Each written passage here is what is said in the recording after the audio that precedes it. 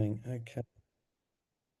Hello, ladies and gentlemen, and welcome once again to a wonderful Wednesday webinar where the wisdom being dispensed tonight is live from Brazil, basically from BELÉM, from the COP30 Climate Summit. We have Dee Woods and Jyoti Fernandes, who are from the Land Workers Alliance in the UK, but also a big international group called Via Campesina, who we first came across back in the old Reclaim the Streets days, where there was a big international meeting in Switzerland that set something up called People's Global Action, and it linked with groups like the Zapatistas across to the Indian peasant farmers movements, groups like La Via Campesina, and Kurdish groups, and all sorts of them all around the world. So we're very happy to have these guys come over from, to talk from Brazil tonight. So without too much further ado, over to you, Dee and Jyoti. Thank you so much for coming. Tell us how it's going over in Brazil, what's been happening, and the things you do. Over.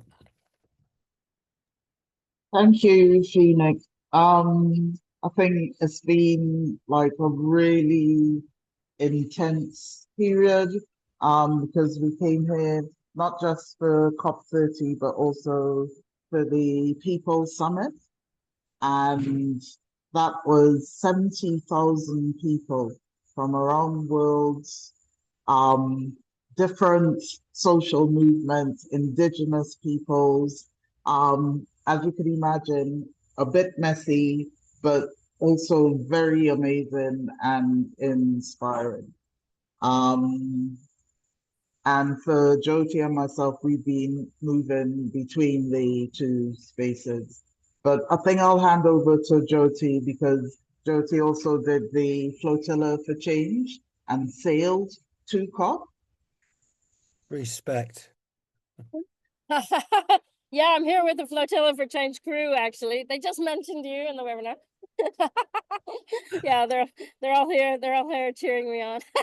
Awesome. Big respect to the flotilla. Massive. Getting over there on the Big boats to respect Brazil, to not all the flying. Flotilla, you guys. You can come say hi. Available next time. Anyway, yeah, no, it was 21 days on a boat. It was quite fun. It was amazing. Yeah, so amazing crew got me here.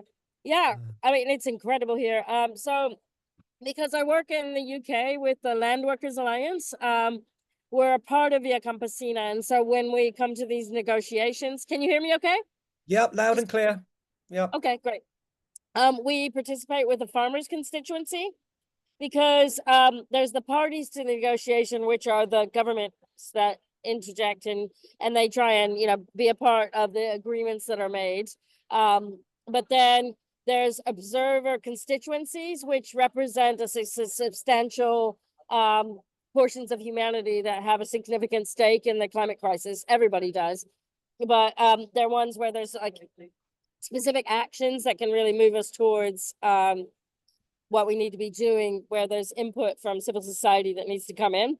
And so that's arranged in different constituencies. There's the indigenous peoples, youth, environmental NGOs, women, Afro-descendant communities, and we're the farmers constituency, which is quite a difficult one in many ways because the UN hasn't differentiated between small-scale farmers and large industrial farmers in the definition of who can be in this constituency. So in this space, I'm here advocating on behalf of not only Via Campesina, but small-scale farmers, agroecological farmers, and farmers that need to transition their farming practices to be in alignment with what needs to be done towards resolving climate change. And everybody's in the negotiations together. So that's a space where we've been pushing for farmers to be recognized in climate adaptation. And this COP is amazing in the fact that civil society has turned out en masse. There was a march the other day where nearly 70,000 people turned up, most of them farmers and indigenous people. And it was amazing because it was tribes from all across the world there. And yeah, their slogan was "The future is ancestral," and it was so beautiful because it was very much, talking about the not trying to use financial markets in order to solve the climate crisis, but actually going back traditional knowledge systems, weaving them together with, what we need to do to create our future path. and looking at climate adaptation that, you know, needs to be held. And there was a lot being said there by farmers, the small scale farmers, particularly, who are the ones that we say are cooling the earth because they, you know, they look after soil, which sequesters carbon. They plant trees in farming systems, which also, you know, sequesters carbon. They save seeds and livestock varieties and fish stock that are very diverse, so it gives us more resilience in our food supply. And really are the frontline innovators when it comes to climate adaptation. So it's pretty recognized at this COP that we're not going to meet any kind of targets that are going to keep us within the temperature bands of, you know, anything normal. And so adaptation's been a huge focus, and the need to have finance packages that are financed by countries that were most responsible for climate change, that have benefited from the finance from oil and the fossil fuel extraction, to be able to support adaptation on a global scale. And that needs to be in the form of grants, not loans.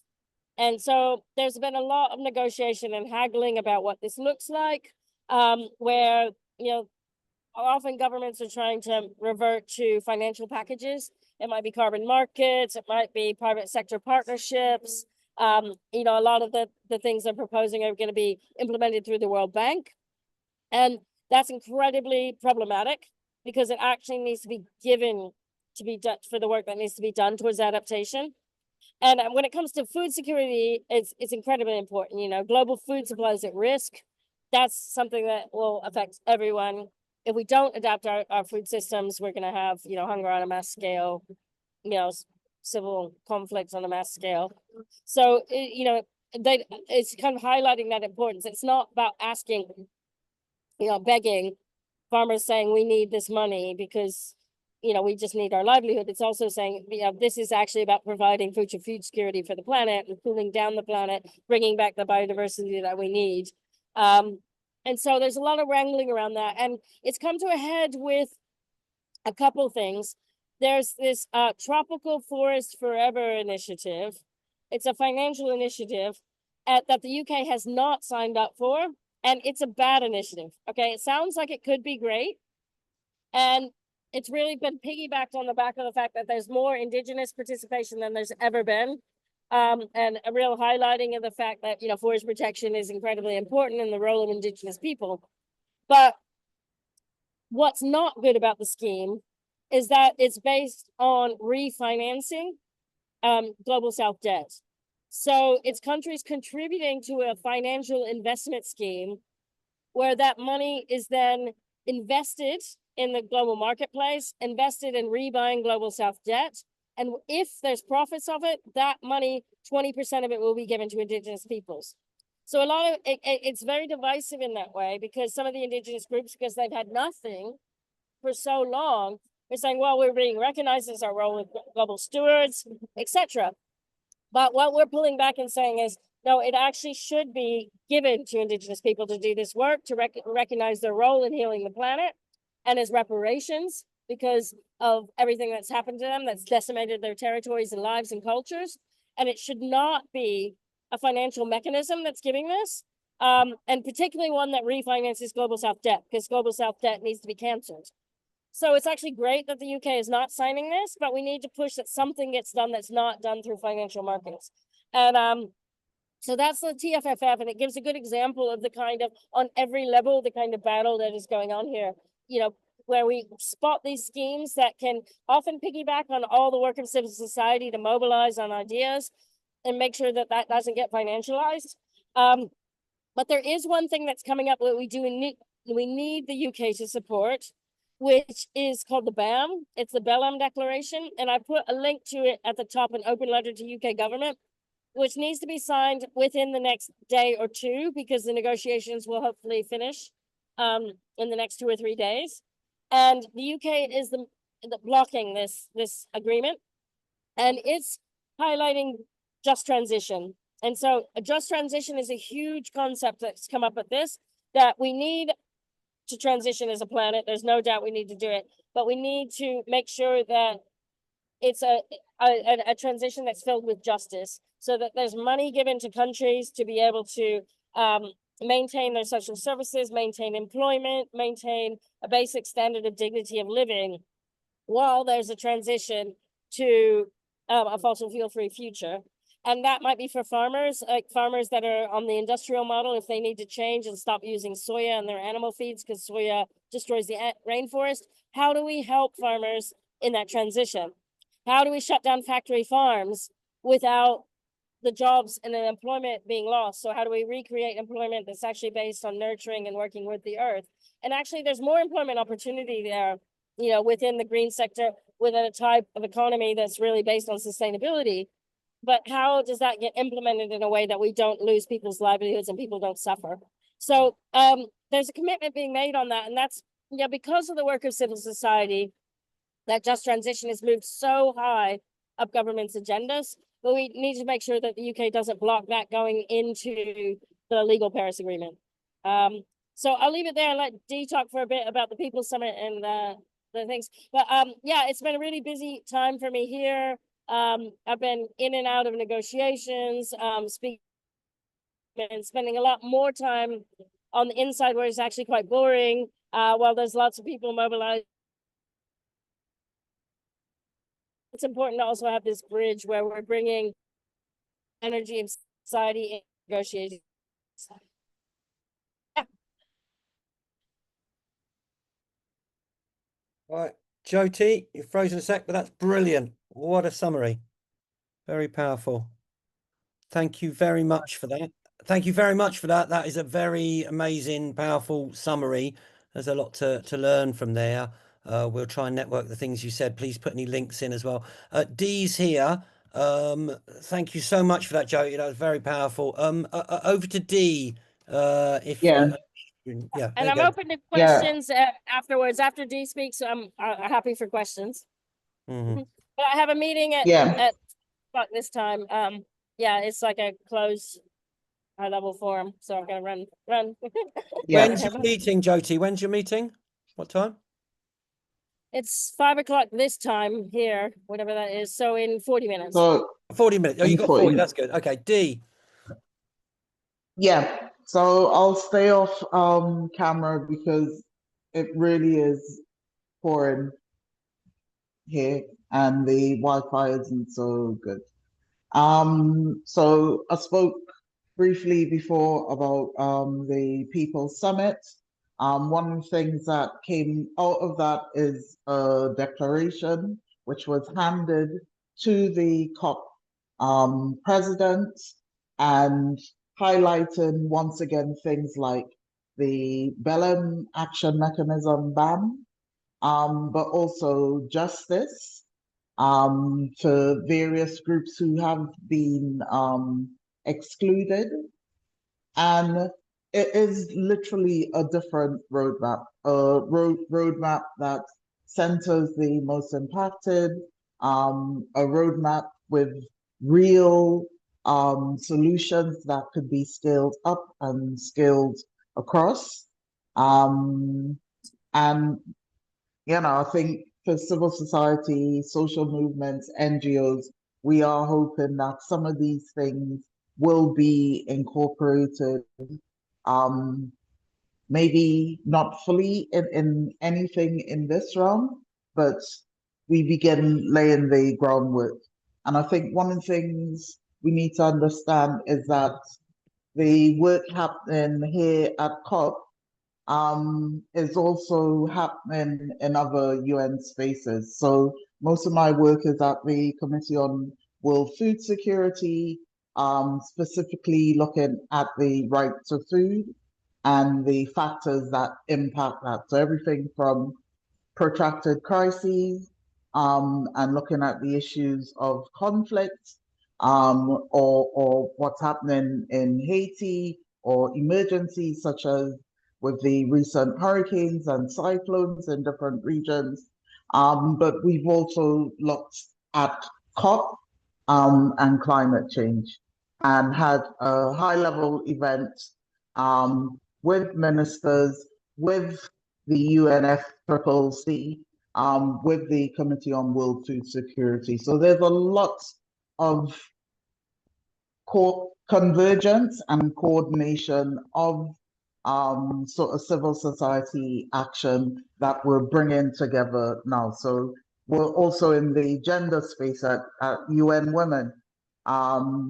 People of African descent have managed to get, it's not a constituency yet, but we are now part of the People's Circle.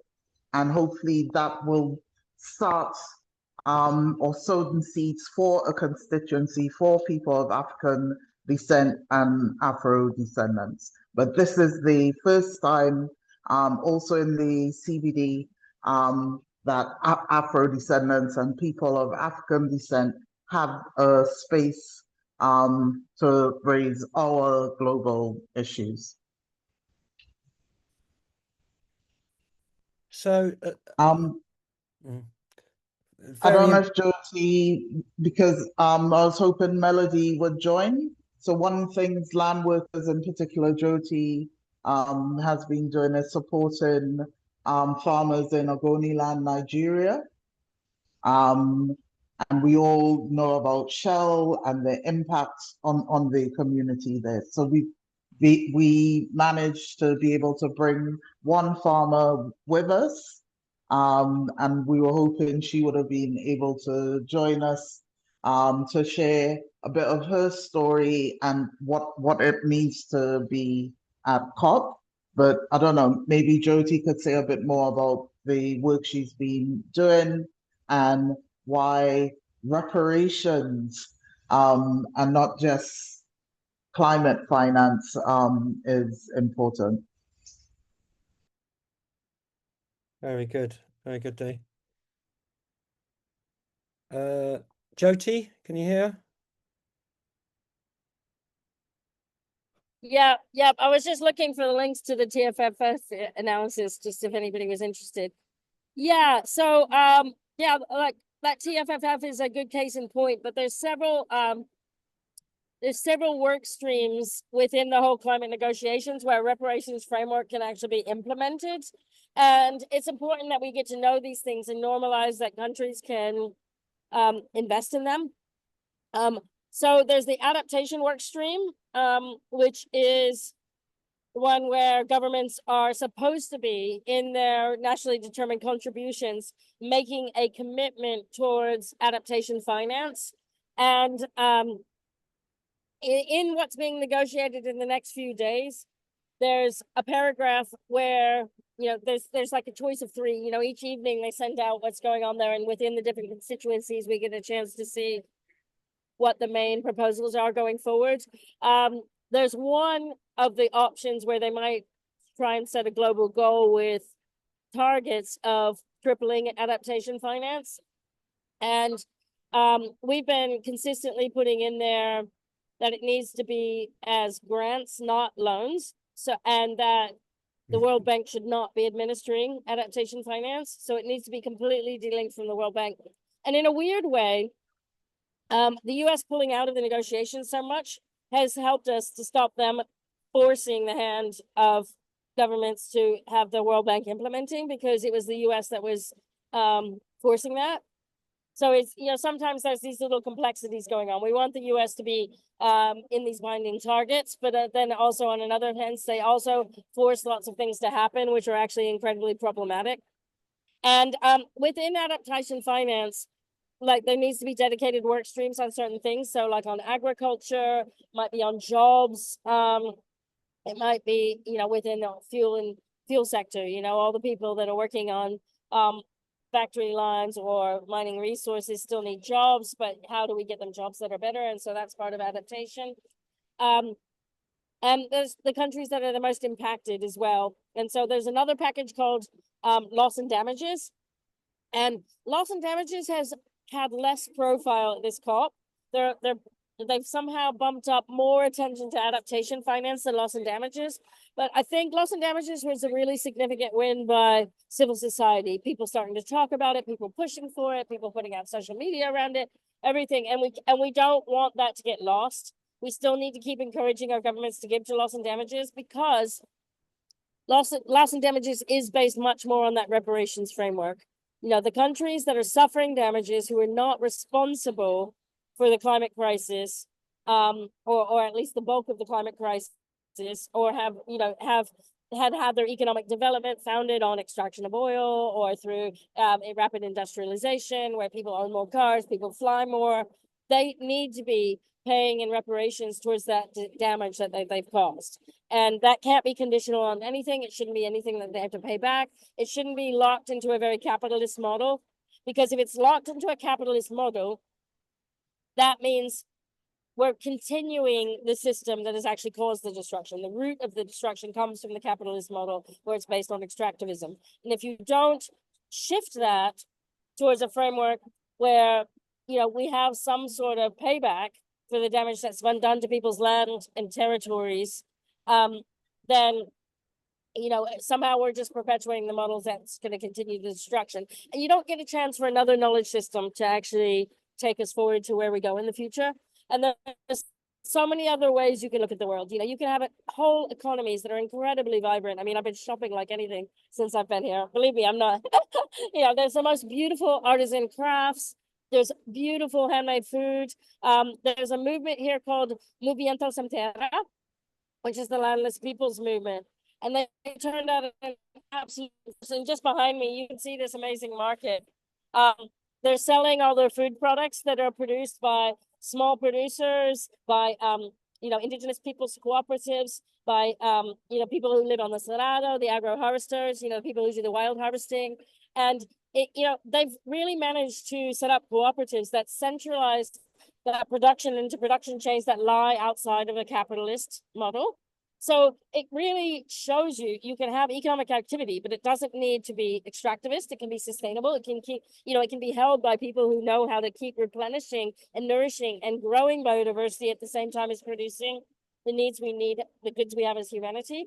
And you can have jobs for people. You can have a whole economy that's centered in a green economy without the need for capitalism to be extracting and destroying the planetary base for everybody. So it's super interesting, and we're trying to work towards land rights as one of those things. So they just announced 11 new territories here for Indigenous off the back of this COP. So that is a real win that we can really celebrate. And they've launched a big fund towards Indigenous people. That's brilliant news. That's really good. I mean, we heard something that was going to happen, and that's fantastic. We've been doing it a long while. Brilliant. Which helps. Carry on, Jyoti. Thank you. That's great.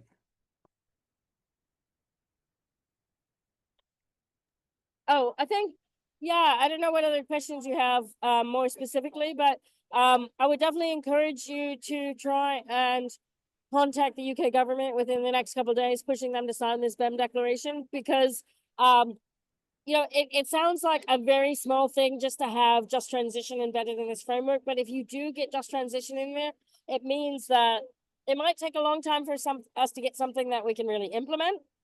It might take a while to get governments to commit, but it does commit governments to starting to think about it and to have some sort of binding agreement or voluntary agreement on whichever level they choose to accept it, to try and put resource, whether it be financial or energy, towards just transition work to happen. And some of that is about, you know, pulling together these amazing plans led by workers, led by Indigenous, led by peasant farming communities who are creating these plans already because they know we need to. And it's like giving them the support and the power to make them.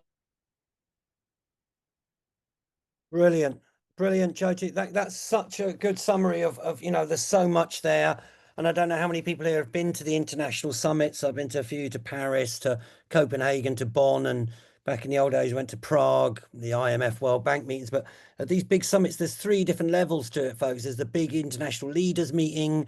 Maybe that's the blue zone, but only people with certain passes, high level, can get in. Then you've got an NGO meeting, which when we went to Bonn, it used to be open to everyone. Then they restricted it. You had to get a permission before. And then there's a kind of grassroots activist level meetings and actions and demos out on the street and stuff. So you know, there's so many things going on here, and you've covered a lot there, Jyoti, and really glad to hear the Indigenous folk, you know, are getting some territories protected, but there's so much more to do. If you can find the link you mentioned to pressuring the UK government for BELÉM on BELÉM declaration, anyone can find that. I put it in the chat.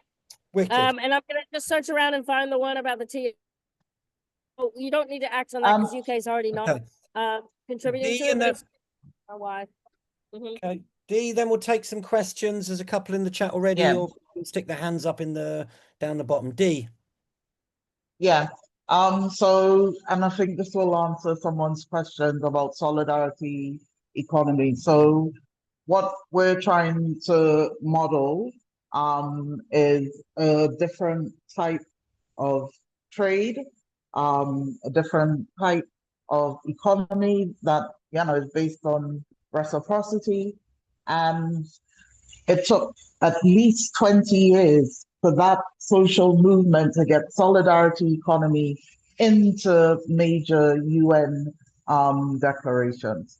All right, and that was only a couple years ago. So this work takes time. And I think what we need to learn from this now is that, you know, we can't just be doing this by ourselves. We have to build this solidarity and make these things our common fights. So we still have so much more work to do. But personally, for me, I wouldn't want to see another 30 years of COPs, because for me, that represents a failure of governments to listen to the people, to listen to the scientists and other knowledge producers. You know, we need our governments to act now, right? There are regions right now who will not make it in the next few years, right? You've all seen what's happening with hurricanes. There's so much flooding, landslides, you name it, right? We have to act now. So if we could mobilize 70,000 people here in BELÉM, I'm sure we could mobilize so many more people. This is about people power right now. People power. Let's hear it, people. We can do this. That's brilliant, Jyoti and D. Thank you so much, live and direct from Brazil. I think there's a couple of questions. Shreya's mentioned that have come up on the chat. So we'll pass over to, I think, Rosemary and Mike and John to ask them. But if anyone else has a question or feedback or something, down the bottom there's a little heart-shaped tab with react in it. You can stick a hand up like that so we can see who's 1, 2, 3. Please do think about your questions and make them short and focused, shall we say. So, you know, just to say, there's so many lobbyists seem to have been admitted to the last 2 or 3 big summits in big oil companies, countries. So it's good to see that this is being highlighted at this one, and lots of groups are getting involved. And loss and damage has been on the agenda and is still there, and you know, hopefully we improve there. Rosemary, I think you had a question. Do you want to put it? You put it in the chat, and then John, and then Diane. Rosemary. Totally beaming out. Rosemary, are you with us? You had a question? Sorry. Okay. I think Jyoti's already answered it. I asked about whether there was any pressure on the richer countries to reduce meat consumption in their population, and she said yes, definitely. In fact, did I see at some point a declaration about meat eating or something somewhere on something this week? I don't know if anyone can find that, but there is some move at a big level on that. Okay, if Jyoti's covered that, Rosemary, thank you. John Tomlinkinson, did you have a question just there earlier? I think you put it in the chat. No, I'll just make a couple of comments in the chat. All right. If you don't, that's good. All right, Diane, over to Diane S. Yeah, you mentioned that was a real win, isn't it? Can you repeat what that win is, please?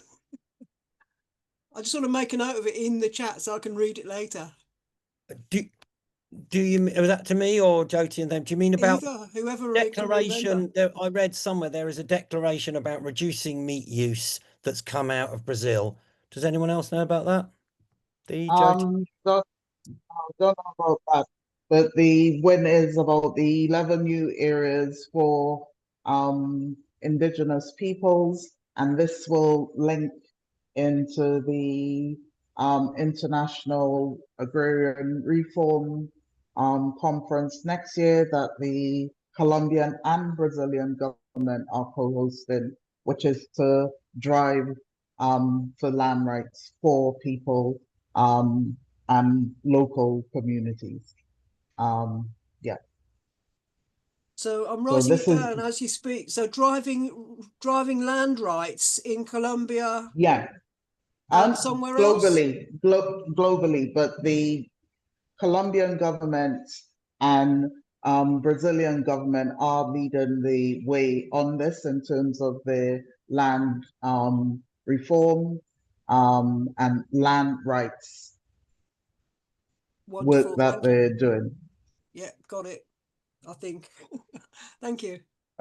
Shreya, do you want to ask that question you've got in the chat about explaining economies? And then Genji? Dee has already spoken Yeah. about solidarity economies, but I'll think of another question. All right, that's cool. Okay, sorry, I'm multitasking here, checking a few channels and things at the same time as usual. Genji, over to you. Thanks so much. Yeah, thanks, folks. I just love that sense of production outside of the capitalist model. I just wonder if you can give us any more examples or point us towards examples of production outside of the capitalist model. I mean, just have to look at things like cooperatives, our community kitchens, how, all things that sort of transition towns have been working on. Right, we have all these solutions already, but it is a matter of scaling them up, scaling them across, making sure that they're well resourced, because a lot of these solutions need resources, and not just money. They need space, they need land, and making sure we do have the policy frameworks to support that. And I know the UK has signed up to a lot of the ILOs, the International Labour Organizations. What they've been working on, there's been a lot of joint work between the ILO, the UN, the Committee on World Food Security, and all this likewise is coming into the COP. Thank you so much. Right, but after the call, I'll try and collate some links to different things. Thank you so much for that. Appreciate it.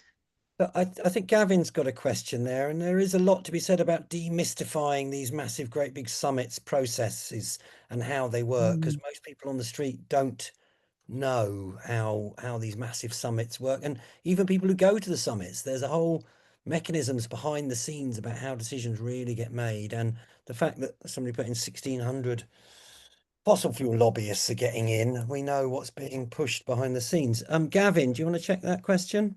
Yeah, I think that education is a big part of this. I'm not familiar myself with the whole structure of COP. In fact, I've barely heard of it or paid much attention to it.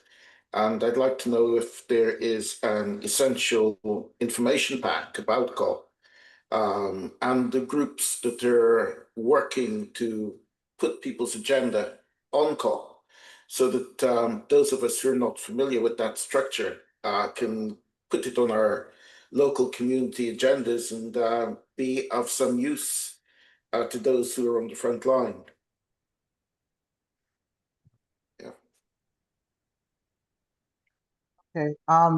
So I'm not sure if the different coalitions have something out, but I'm certain the local or our national coalition for COP26 did do something like that. So I'll have a search right? But basically, it is not a multilateral space. That's one of the things that civil society is asking for, that it becomes multilateral, where you center the most impacted communities or groups or territories. That's one.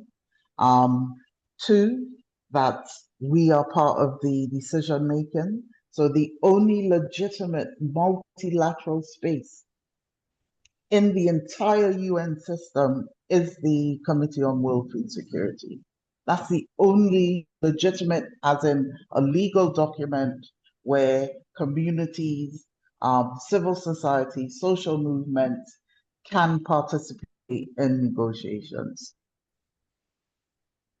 And then the decision making is made by the member states, but we can bring forward suggestions, we can change text, we could advocate, right? That doesn't exist anywhere else in the UN system. And this is what BAM is about.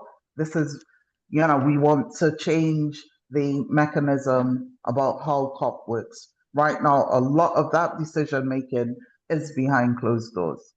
Here in Brazil, there's the big agri-zone that's full of all these polluters, big tech, agro-tech, your Bill Gates and company, right? There's a whole zone like that. And then all these fossil fuel lobbyists, right? The philanthrocapitalists are here as well, all right? And that's why Indigenous peoples felt the need to storm the blue zone, because they wanted a seat at the table. I know, that was quite So, amazing. Yeah, tell us about Yeah. that a little bit, guys, because I've been to a few of these things, and I think we got chanting at one of the Bonn climate summits, and they went, "Oh no, we've got an agreement, we don't chant inside." And I was just like, "I'm an activist. I'm going to do protests wherever I go." So tell us a little bit about that. Thousands of Indigenous went to the main blue zone, was it, where the big leaders and the oil lobbyists yeah, are, tried to get in? Well, tell us a little bit about what happened that day. Well, the blue zone is where everyone is. I mean, I'm in the blue zone working as well. But yeah, just because there wasn't enough Indigenous presence, and also because as a protest, because the Brazilian government's opened up gas exploration, oil and gas exploration in the Amazon right before the COP. They with activists, they pushed through all the security and the gates, and just basically came in.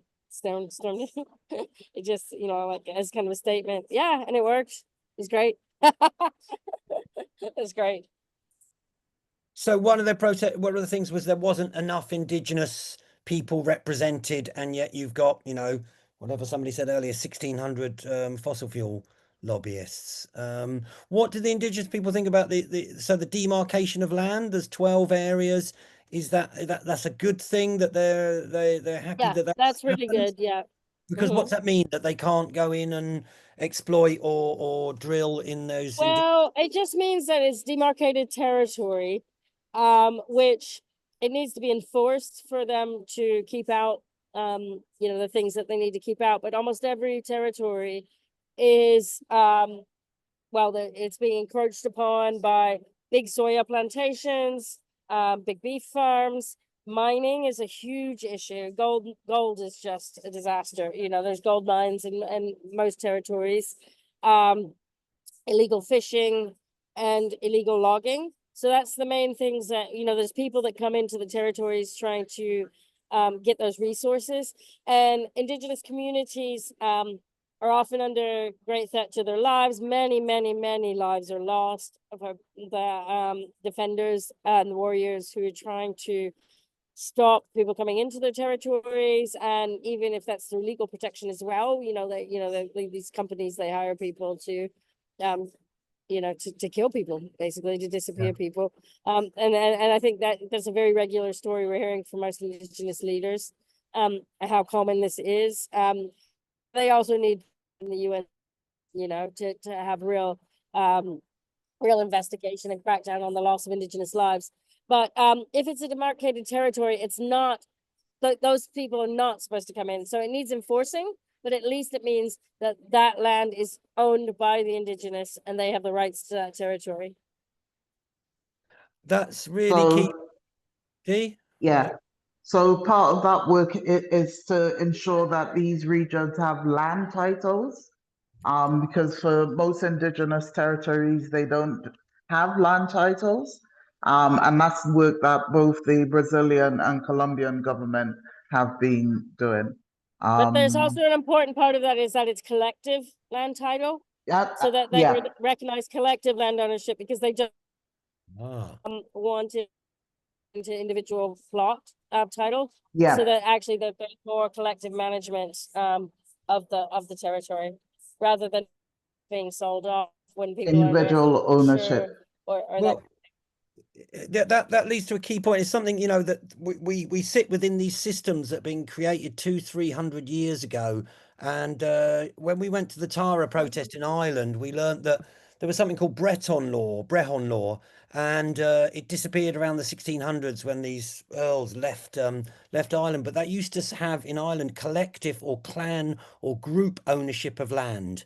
And then kind of, you know, the English came over with Norman land law and modern English land law, and they made it so that one man could own 10,000 acres and say that one man says, I'm going to chop down 10,000 trees. Whereas in a lot of older cultures, you had clan or group ownership or looking after land. And when somebody said, I want to come and chop down 3,000 trees, they would say, no, that's our shade. That's our, you know, that protects the soil and the rivers and everything. And, you know, we have forgotten and you know, the whole kind of Western way of one person owning massive amounts of land.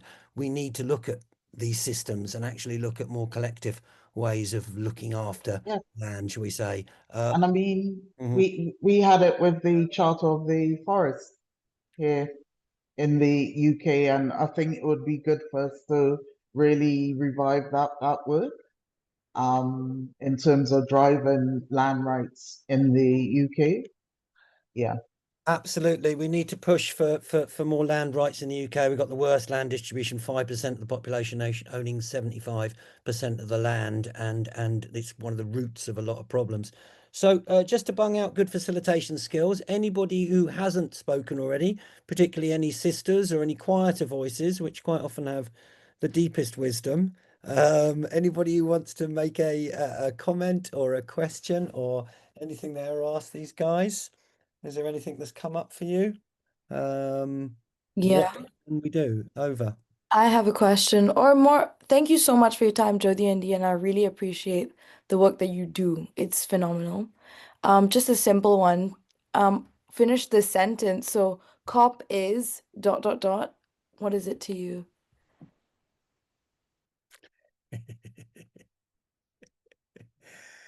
And just as that happened, they're both frozen. No. Because I think I need to sit with it. All right, but there's something around radical hope for me. COP in and of itself is not radical hope, but the people fighting for justice and co-creating the world we want to live in, for me, that is radical hope. Yeah.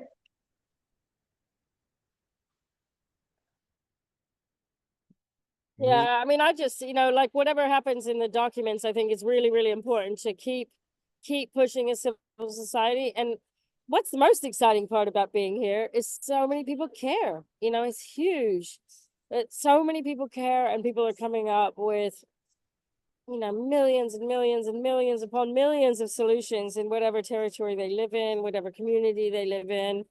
And they're here to share all of that. And I think that shared will as humanity means we're going to be able to weave together so many different approaches and knowledge systems to try and, you know, take us to a place that's pretty exciting, because we've never had this level of globalization in the struggle as well. You know, people have fought their struggles on community levels all across the world, adverse circumstances. But now, you know, people are globalizing that struggle, and they're sharing how they've overcome, as well as the issues that they face and the solutions that they're finding. And I think that just share will and struggle of humanity is what's going to, you know, take us to a really exciting place in history. as we say in La Via Campesina, globalize the struggle, globalize the hope. Yeah, No. globalize the struggle, globalize hope. I think Chris Cook's got a question there or a comment. Thank you. I don't know if you, I hope you can hear me. Yeah, I'm gonna say bye, guys, because yes. I have a meeting. My meeting's in 6 minutes, and it takes. Okay. Right. Thank you so much. You're amazing. Keep it Yeah, up. Many more. Bye bye. absolutely. Good Yes. luck. Yes, the first thing I was Talk going to to the say UK was government if you can. how much Okay. how much I appreciate you lovely people there, and giving us all so much hope in this COP. I read that if existing promises are implemented in terms of renewables, energy efficiency, and particularly methane gas, that we could actually cut about 1 degree centigrade off global heating. And I wondered what you feel about that, and is there a way of getting people to act, or getting countries to actually fulfill their commitments in these areas? All right. I mean, this is where the people power comes in. As it stands, we have no true democracy. Our governments work for the corporations. They don't work for us as voters or as rights holders. And our governments are accountable to us. All right. So we need to step up our pressure on the governments, especially our big Western governments, the ones that are polluting and causing this. But to do that, we need to control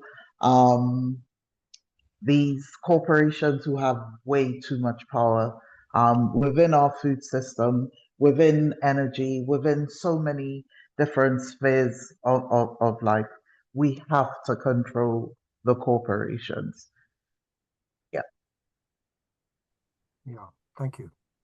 That's a really, really key point. Is, there is so much power behind the scenes going on, and the massive corporations. Shell Corporation is bigger than many governments in the world, and I think there was a point, some old activist fact somewhere, that 51% of the largest economies are actually companies rather than countries, and they pass. Actually, I think it's very difficult to actually do things about the methane, because a lot of it is taking place in countries like the US and Russia, who are not really Yeah.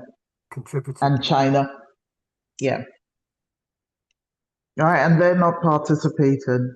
For me, one of the concerns about this COP is the complete lack of framing any sort of climate action around human and earth rights. All right, there's a complete erasure. And I think it's important for us as rights holders that we're forcing our governments to act. So we need to write to our MPs. We need to sign this letter to Ed Miliband, right? We're the ones with the true power. We just need to remind everyone else how we use it. I think, that's really key to realize that actually we don't realize our own power. I think there's an old quote from some UN guy about, the power of 1 billion people networking. We have these phones now, we can push the pressure, and politicians do feel it when enough of us step up and contact them. We're in the last 5 minutes or so. We can roll a little bit, but if there's any other comments, feedbacks, or anything anyone wants to chip in, but we have a massive power. Just there's this national emergency briefing coming up next week. I just spent a bit of the afternoon ringing half of the climate emergency centres, and a load of them have pressured their MPs just by emailing and messaging, and some of them are going to this thing next Thursday because they've been hassled, because they've been contacted. And stick your hand up if you want to make a final comment or question. But while I'm waiting for that, just to say, I got a friend who's a parliamentary advisor, and I think we've got a 19th century democratic system that needs massive change and Yeah. reform. We should have interlinked people's assemblies going off all over the UK. Thank you. We link up And all these I centres. participated in a small citizens assembly here where we brought together people to dream, to put together ideas. And I think that's the route we need to be doing, sort of community and national level citizens assemblies.